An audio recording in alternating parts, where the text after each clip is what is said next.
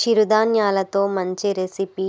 మన బాడీకి కావలసిన పోషకాలన్నీ ఈ చిరుధాన్యాలలో ఎక్కువగా మనకు లభిస్తాయి. హాయ్ అండి, వెల్కమ్ టు మై ఛానల్. ఈరోజైతే చిరుధాన్యాలతో ఒక మంచి రెసిపీ చూపించబోతున్నాను. ఈ చిరుధాన్యాలలో ఉండే విటమిన్స్ కానీ ప్రోటీన్స్ కానీ మన బాడీకి చాలా హెల్ప్ చేస్తాయి. ప్రోటీన్స్ అన్నీ మన బాడీలోకి ఒకసారిగా వెళ్ళాలంటే ఇలా మనము పప్పులనన్నింటినీ గుడాలు వేసుకొని తినాలి. దానికోసం అయితే నేనైతే పెసర్లు, బొబ్బర్లు, ఇంకా కందులు మరియు ఇంకా చిక్కుడు గింజలు అయితే తీసుకున్నాను. చిక్కుడు గింజలు ఒకరోజు ముందుగానే నానబెట్టుకోవాలి, ఎందుకంటే అవి సరిగా ఉడకవు. కాబట్టి ముందు రోజు నైటే నానబెట్టుకొని చేసుకోవాలి. దాంట్లోనే సరిపడా ఉప్పు, ఒక 2 గ్లాసుల అంత వాటర్ తీసుకోవాలి. ఎందుకంటే అది ఉడకడానికి చాలా వాటర్ పడుతుంది. కాబట్టి వాటర్ తీసుకొని కుక్కర్ మూత పెట్టేసుకోవాలి. తర్వాత స్టవ్ ఆన్ చేసుకొని కుక్కర్ను దానిపై పెట్టేసి మీడియం ఫ్లేమ్లో దాన్ని ఉడికించుకోవాలి. అలా ఉడుకుతూ ఒక 3-4 విజిల్స్ వచ్చే వరకు అలా ఉడికించుకోవాలి.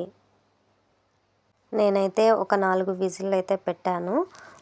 మంచిగా ఉడికింది. కాకపోతే ఇంకా కొంచెం బరుసుగా కావాలంటే ఒక 3 విజిల్స్ వరకు పెట్టుకుంటే మనకు సరిపోతుంది. చూడండి, నేనైతే 3-4 విజిల్స్ వరకు పెట్టేసుకున్నాను. ఇలా 3-4 విజిల్స్ అయిపోయాక మనము స్టవ్ ఆఫ్ చేసుకోవాలి. స్టవ్ ఆఫ్ చేసుకొని ఆ కుక్కర్ని సైడ్కి పెట్టుకోవాలి. కుక్కర్లోని గ్యాస్ అంతా పోయిన తర్వాత ఒకసారి ఓపెన్ చేసుకొని చూసుకోవాలి. చూడండి ఎంత చక్కగా ఉడికిందో, చాలా బాగా ఉడికింది. ఒక గిన్నెను తీసుకొని ఇలా ఒత్తి చూడాలి, అది పగిలిపోతుంది. అలా బాగా ఉడికినట్టు. చూడండి ఎంత బాగా ఉడికిందో. మనం తీసుకున్న పప్పులన్నీ చాలా బాగా ఉడికాయి. తర్వాత దానిలోని ఎక్సెస్ వాటర్ అంతా తీసేసుకోవాలి. దానికి మనం ఏం చేయాలంటే ఒక జల్లి గిన్నె లాంటిది తీసుకొని దాంట్లో పోసేసుకోవాలి. ఆ ఎక్సెస్ వాటర్ అంతా హోల్స్ నుంచి బయటకు వెళ్ళిపోతుంది.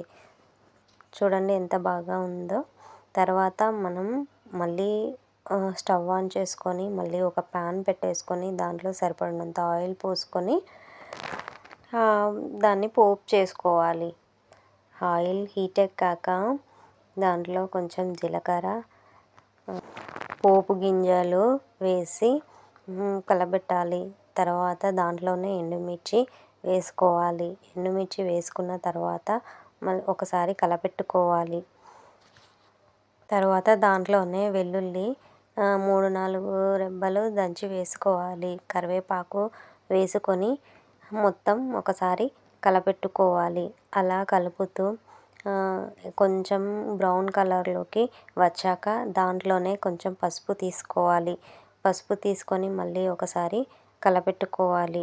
ఈ పోపంతా వేగాక ముందుగా మనం ఉడకబెట్టుకున్న చిరుధాన్యాలన్నింటినీ ఆ పోపులో వేసుకోవాలి. వేసుకొని మొత్తాన్ని ఆ పోపు అంతా చిరుధాన్యాలకు పట్టే విధంగా చిన్నగా కలుపుకోవాలి. ఈ మిశ్రమాన్ని అంతటిని మీడియం ఫ్లేమ్లో కాకుండా తక్కువ ఫ్లేమ్లోనే ఉడికించుకోవాలి. ఎందుకంటే అది తొందరగా మాడిపోయే అవకాశం ఉంటుంది. దీంట్లోనే కారం వేసుకొని మళ్ళీ కలుపుకోవాలి. ఉప్పు ఆల్రెడీ మనం ఇదివరకే వేసాం కదా, అవసరం లేదు. ఇప్పుడు తర్వాత ఆనియన్స్ ముక్కలు చిన్నగా కట్ చేసుకొని దాంట్లో వేసుకొని కలుపుకోవాలి. ఇలా చేసుకొని తిన్నారంటే మన బాడీకి కావలసిన పోషకాలన్నీ చాలా బాగా లభిస్తాయి. అప్పుడు మనకు ఎలాంటి అనారోగ్య సమస్యలు ఉండవు. చాలా ఆరోగ్యంగా ఉంటాము. సో దాంట్లోనే మనము కొంచెం నిమ్మరసం పిండుకోవాలి. ఎందుకంటే పుల్లపుల్లగా చాలా బాగుంటుంది నిమ్మరసంతో.